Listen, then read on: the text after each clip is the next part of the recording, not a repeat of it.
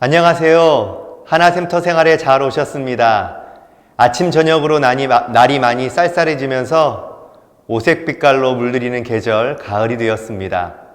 가을은 풍성한 열매를 맺는 결실의 계절이라고 하죠. 샘터 모임을 통해 영적으로 풍성한 은혜의 열매를 맺는 샘터가 되기를 소망합니다. 그럼 교재 예습을 시작해 볼까요? 이번 주 샘터 교재는 22과 우리와 함께 하시는 하나님입니다. 샘터 교재 81페이지에 있습니다. 22과 교재의 본문 말씀은 민수기 14장 1절에서 10절인데요. 함께 읽어보도록 하겠습니다. 온 회중이 소리를 높여 부르짖으며 백성이 밤새도록 통곡하였더라.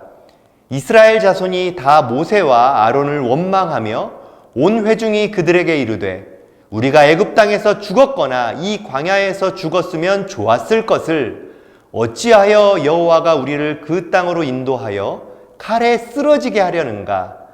우리 처자가 사로잡히리니 애굽으로 돌아가는 것이 낫지 아니하랴.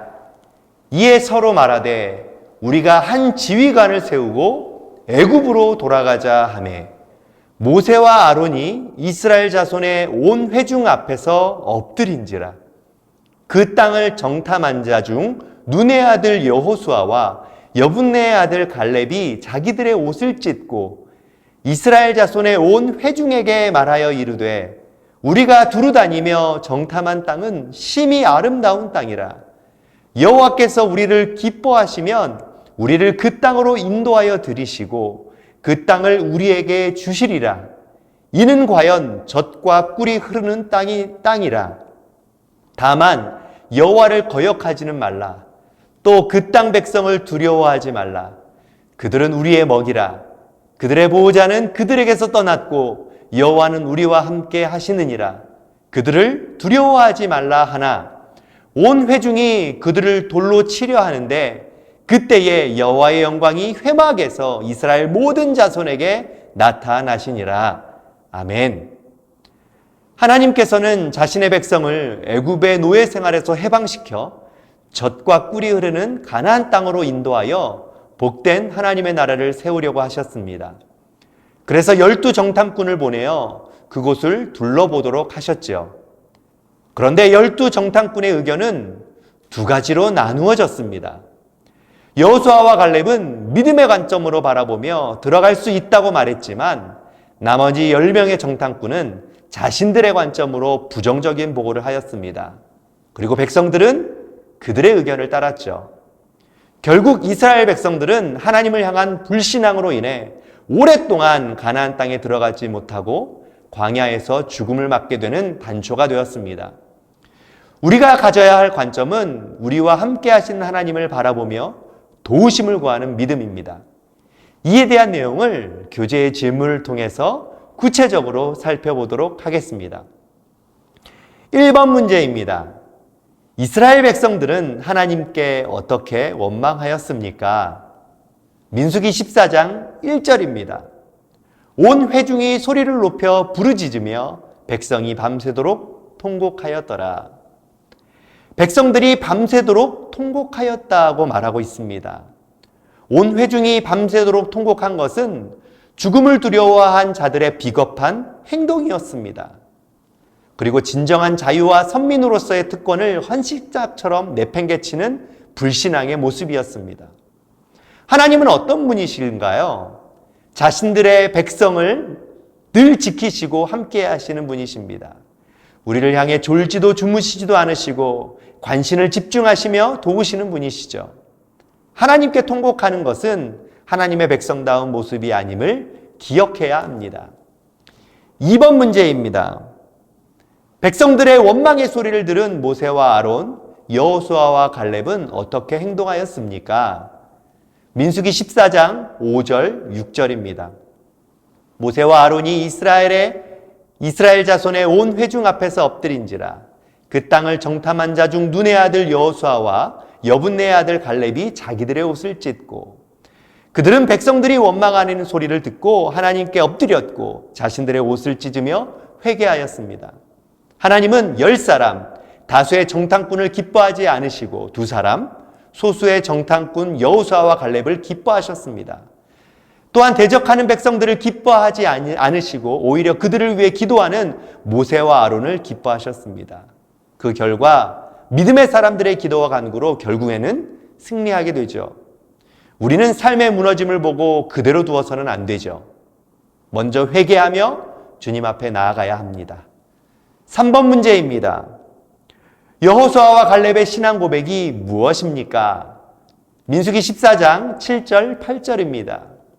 이스라엘 자손의 온 회중에게 말하여 이르되 우리가 두루 다니며 정탐한 땅은 심히 아름다운 땅이라. 여호와께서 우리를 기뻐하시면 우리를 그 땅으로 인도하여 들이시고 그 땅을 우리에게 주시리라. 이는 과연 젖과 꿀이 흐르는 땅이라. 여호수아와 갈렙은 하나님께서 우리를 기뻐하시면 반드시 그 땅으로 인도하여 주실 것이라고 고백합니다.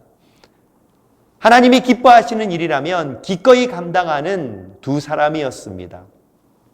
이 고백에 담긴 신앙생활의 핵심은 하나님이 기뻐하시는 일을 바라보는 것입니다. 우리는 많은 부분에서 내가 좋아하고 즐거워하는 일에 우선을 둡니다. 하지만 그것이 우리 신앙생활에 결코 도움이 되지 못한다는 것을 알고 있죠. 우리는 언제나 하나님의 일에 우선순위를 두고 살아가야 합니다. 우리와 함께 하시는 하나님을 날마다 경험하는 가장 좋은 방법은 주님의 일에 우선순위를 두고 살아가는 것이죠. 4번 문제입니다. 이스라엘이 두려워하지 말아야 할 근거가 무엇입니까? 민수기 14장 9절입니다. 다만 여호와를 거역하지는 말라. 또 그 땅 백성을 두려워하지 말라. 그들은 우리의 먹이라.